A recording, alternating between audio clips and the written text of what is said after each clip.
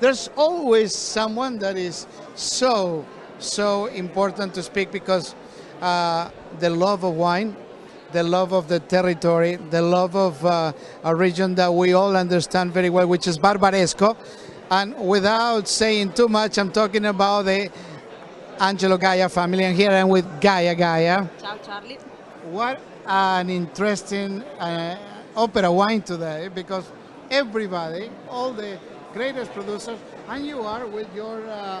The new Barbaresco, 2008. 2008 Barbaresco. Barbaresco is part of the family. Castello di Barbaresco, what a place. You grew up there. Yes, and I still live there. Sometimes people, they ask me, you still live there? Yes, I still live there. It's a village of 600 people, quiet and beautiful.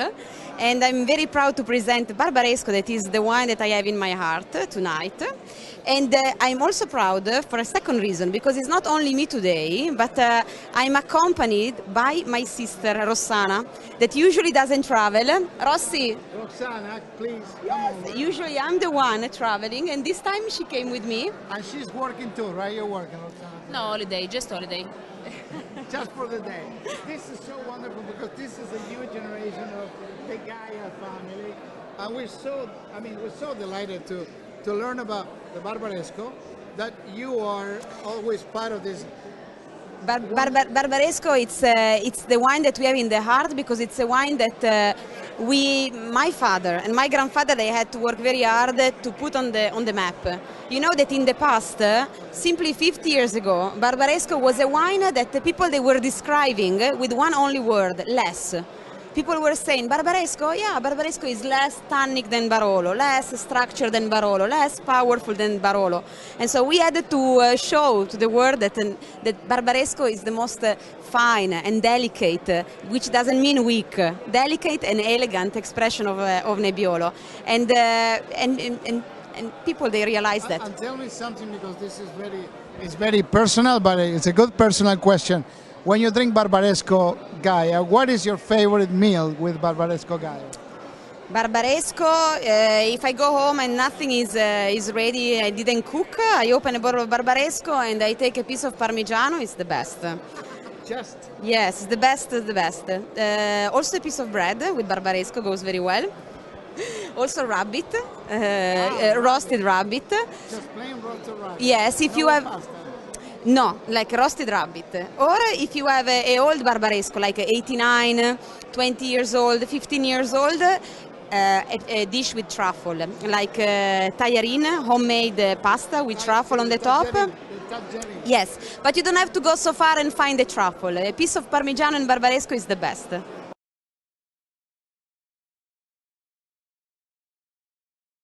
Well, I'm here with one of the historic names in Italian wine, Gaia, and to talk about it is Gaia Gaia, presenting here at Opera Wine. And tell me about this delicious wine you're presenting today. Hi, I'm presenting with a lot of pride the wine that my family is making since 150 years.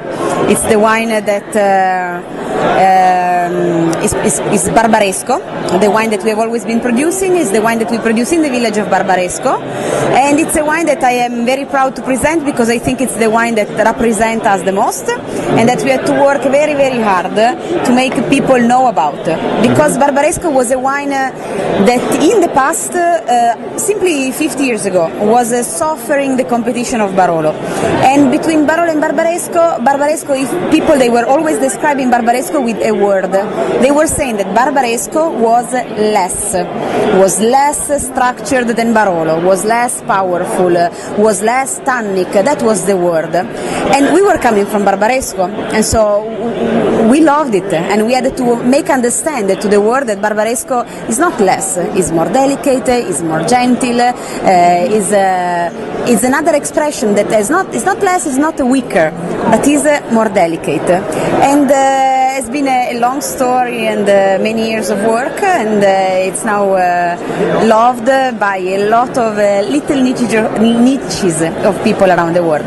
So being recognized here at this Opera Wine event is sort of a vindication for you and the Gaia name. Yeah, we're very proud, and we are seeing a lot of familiar faces and friends from all over the world, and so it's a very great venue where some of the most dear and all the time friends are coming to say hi to us. Well, it's enough. I'm quite shocked that you didn't talk about your favorite topic, which is doubt, no?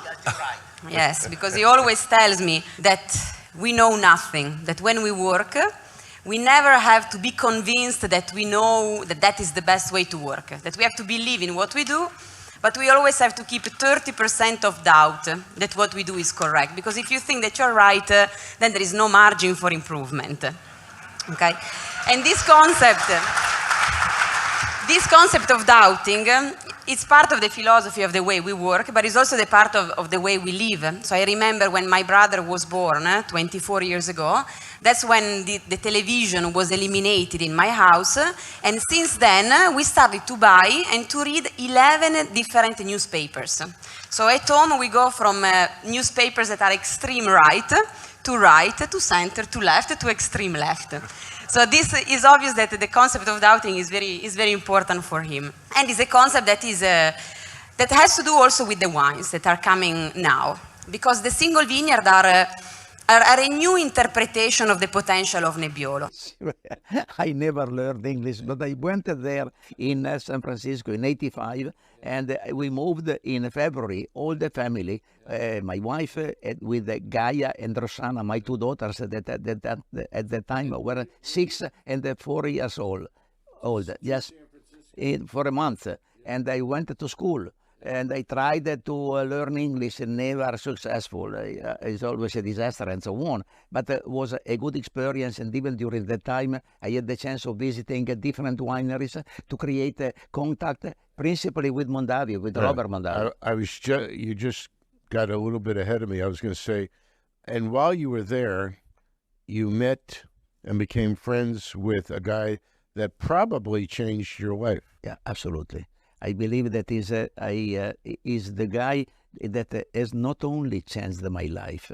I believe that in all the wineries that now are selling all over the world, more than 10 or 15 million bottles, they had a maestro, and the maestro was Robert Mondavi. Robert Mondavi was an incredible man. Do you remember when you first read Robert Mondavi? I met him first time in '74. My first trip to California was in '74, and I remember that at that time you went to the winery, or I went to the winery, and Zelma Long was the winemaker at the time. So you met him was in the '74. first contact. Okay, so Robert Mondavi in '74 was not Robert Mondavi in the '90s. He was a maverick. He was thrown out of his own family. He was yes. What? But he was a man that had in mind that it could be possible even to produce super quality wines in volume. In our mind, in the 70s, not only mine, but even for many French producers, we had the idea that the only chance for producing high-quality wine was limited to a specific vineyard and the quantity of specific vineyard, that's all. In Robert, starting thinking that it could be possible, even producing quality wines, high-quality wines in volume, how to do? Surely having suppliers of grapes that could be followed by their people telling them how to make a better quality grapes and so on, and to select. It was incredible, and even trying in a cellar a different method. And it was a researcher. It was a laboratory. Incredible. So obviously there was the whole issue of innovation in winemaking. Not only not only innovation in winemaking. He was the first to write on advertisement, drink by moderation. I never heard Italian wine producers to ask people, drink by moderation, drink as much as possible that we make money, not drink by moderation. And even he started inviting chefs from Europe to create even the idea that the wine has to be matched with food. When did it happen that in 1985, on the cover of the Wine Spectator, there's a picture of you and Robert Mondavi. Yes, but you and 15, and was written. Wait, 24, 23. And was written 38 years ago. It was written the meeting of the minds. I thank you very much, but the mind was only him. He was the mind. Absolutely, great guy. Absolutely. Well, but even but even Margaret, he had the wife was absolutely unique, always protecting him and always close to him and helping him and giving absolutely. A fantastic couple. The research says you took over the winery. Not exactly. They say that, but my father didn't give me the chance immediately to get in the winery. But he asked me to work in the vineyards, and I believe that was a very important step to know, to understand what's happening there with the vineyard workers. And even to understand another aspect that is important for people, agriculture, working in agriculture field. So people have, they know about and they know that their richness is their soil, but all what they do depend by weather. So, it's not for people like you, like all the people that is working in offices and so on. What you do, you know exactly what you do. The Gaia winery at that time was producing exclusively Barbaresco, a small amount of bottles. And this was the dream of my father.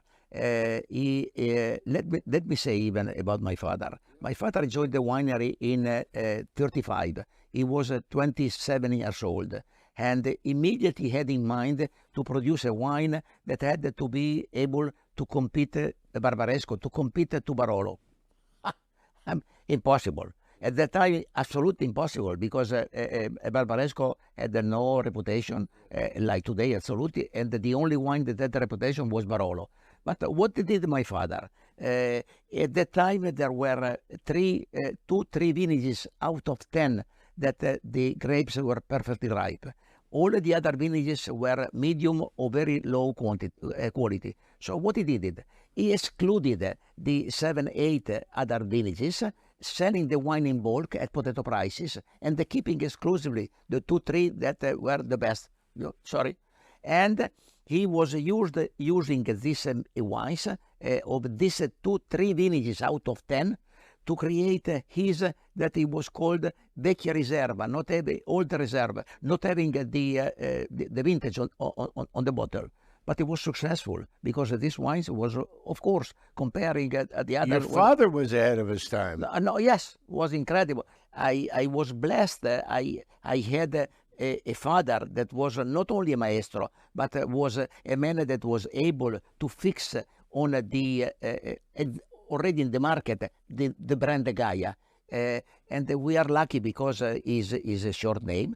My father was not used talking to me about his knowledge and about the work that he was doing. He was silent, not because he was jealous, because he believed that everybody had to know that, that was common sense and so on. I speak to my children a lot of time, and they send SMS, and they send written what I'm thinking. I hope that they will be able to read all what the suggestions that I give, advices that I give them. And I try to prepare as much as possible. Grandchildren? 2.